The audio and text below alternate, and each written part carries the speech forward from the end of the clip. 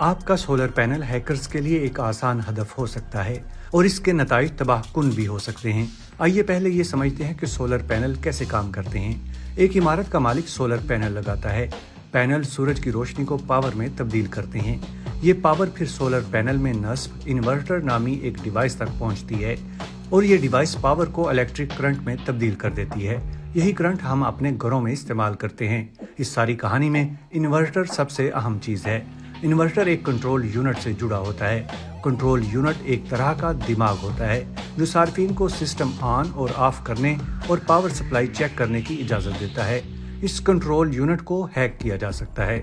इसके अलावा हैकर्स क्या कर सकते हैं? वो सिस्टम को बंद करने के साथ साथ निजी नेटवर्क तक रसाई भी हासिल कर सकते हैं। इलावा अजी हैकर्स इस नेटवर्क से मुंसलिक दीगर आलात के साथ भी छेड़छाड़ कर सकते हैं।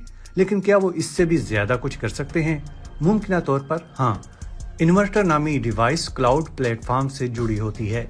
हैकर्स बहुत से या तमाम इन्वर्टर्स को कंट्रोल कर सकते हैं और इन्हें बैक वक्त बंद भी कर सकते हैं।